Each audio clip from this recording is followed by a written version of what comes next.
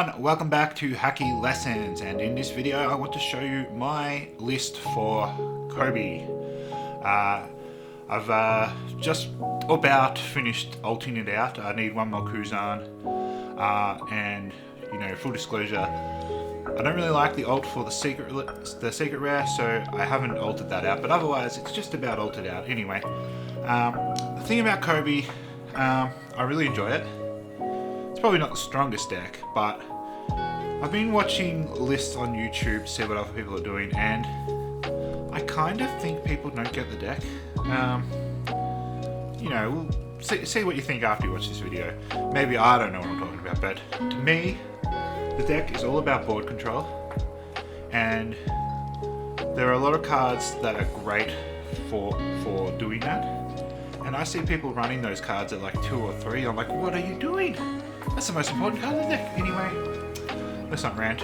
Let's just show what I've done for the list. Alright. So the leader is really cool because it protects all your navy stuff once per turn, but if something is going to be removed, you can bottom deck 3 cards from your trash instead. And it lets your sword traded cards attack characters the turn they're played. So it's Pseudo Rush, and what really is great is you have a lot of ways of attacking things in active. So it's board control but fair, if you know what I mean. So I like decks like Lucci, black as a color in One Piece. I've always hated because it just feels so unfair. They sit there doing their little combos, minusing cost, and then boom, your whole board's removed. At least this is somewhat interactive. You're attacking, they can defend the attacks. So I enjoy it. Let's go through the list. And this will be in order of what you're hoping to play. So turn 1 is a good time to do a search. So 4 copies of Kujaku, great searcher because you do have that extra ability to trash it and give something 1000 power. And it's good, it goes to the trash, which feeds your trash. You need a healthy trash. So you got to think about that as you play this deck. Try to keep your trash healthy enough that you can use your leader ability, and then later when it comes to your secret rare time, that ability as well. 2 copies of the event searcher. So this is good because it feeds your trash, so it will obviously trash itself, and then 2 of the 3 cards that you've searched will go to the trash, and then the 1 card you grab you will keep. And then 3 copies of brand new. I wasn't thinking about ulting this, and then I saw this for pretty cheap, so I got that. So maybe now I need to get these. Although, and we'll talk about it at the end of the video, we have support coming from this deck, and maybe this will be the first thing that I yeet out to fit that support in. So those are your searches. And now we have all of the ways you can attack things in active. And so 4 copies of Aramaki. He's a 2k counter, but you can put him on the board, trash him to give one of your characters ability to attack active, and it'll also trash the top 2 cards of your deck. It's definitely, I'll play it a lot. It's not my preferred way to attack things in active, but it is probably the easiest way. 4 copies of Borsalino. He's also a blocker, but you can rest him to give your character or leader the ability to attack active. But your hopeful turn 2 play will be to plonk down Kuzan. So Kuzan on play will trash the top 3, so that means he's protected, guaranteed. If you play this and they try to remove it, you have the cards in trash to protect it. And when attacking, give one of your characters or leader the ability to attack active. So turn 2, you will play Kuzan hopefully, and then turn 3, you will probably, if they have something to attack at all, you'll play Hibari. Now this is my favourite card, and not just because it's the prettiest one, but it is the linchpin of the deck, the way that I play it. So if you play Hibari, on play it minuses something 2k. Attack, leader or whatever with Kuzan, give Hibari the ability to attack active. Hibari attacks, When attacking, she gains 1,000 power, so she'll be 7, and then she gives your leader the ability to attack active.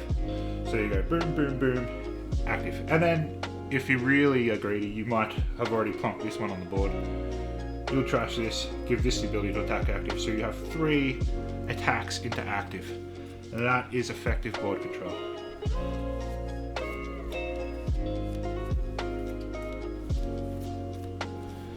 And now we will go into the next line of play.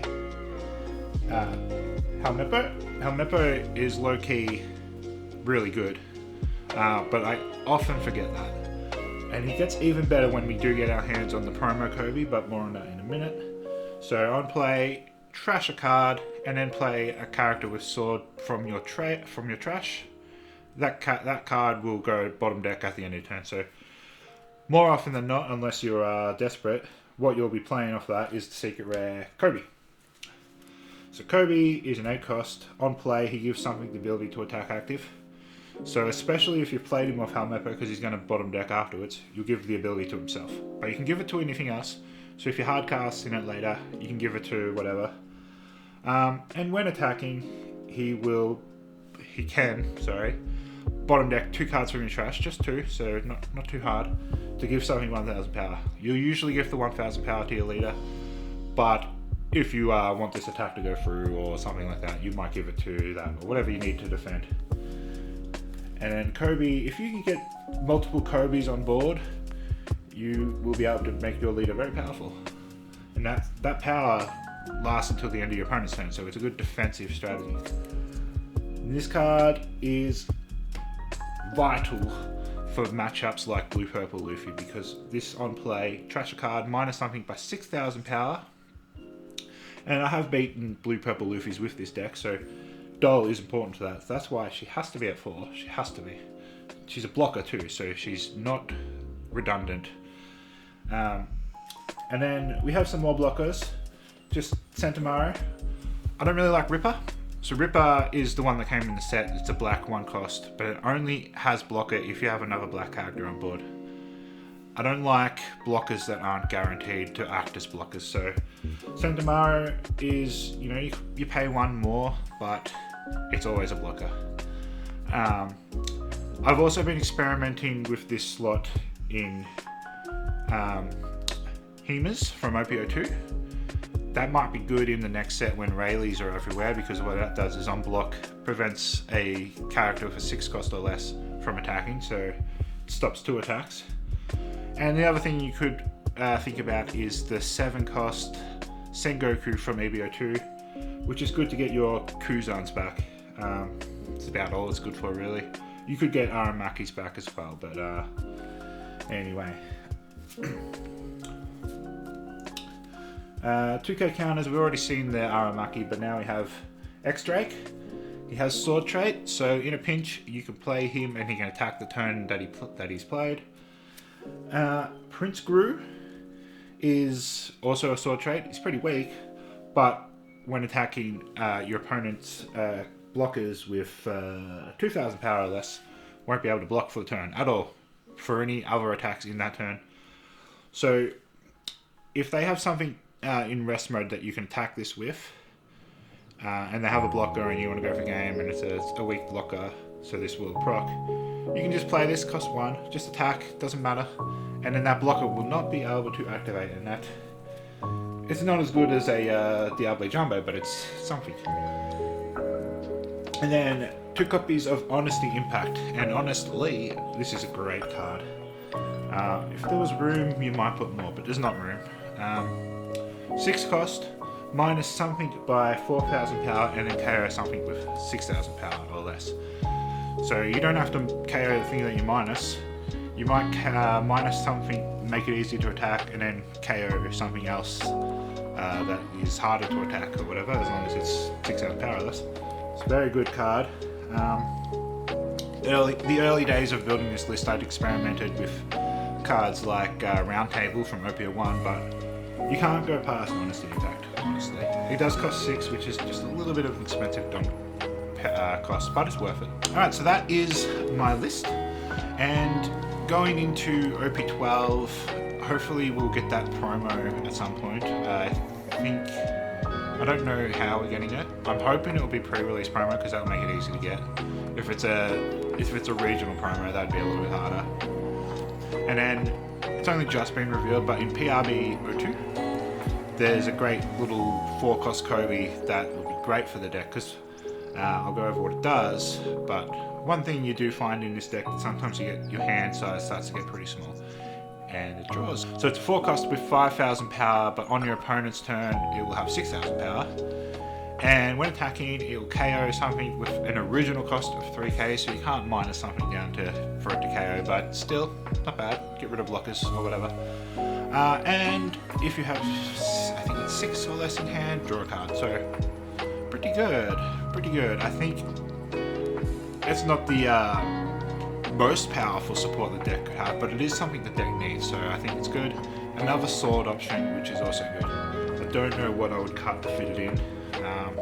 That's something I'll work out. But yeah, so that is my list, and if you click over to the next video, which should hopefully be out by now, is some gameplay of how I play Koby. I played against a blue-purple Luffy and I beat it, and so I'm like, well, I need to show, because it does feel like a tough matchup, but it's doable. You just need to plan ahead, especially in that matchup. It's good that the leader has the protection, so you can sort of put things on board and not attack with them, and trust they'll still be there when you want to use them. And yeah, so that's it. Hope you enjoy this list if you try it out, and I'll see you guys soon.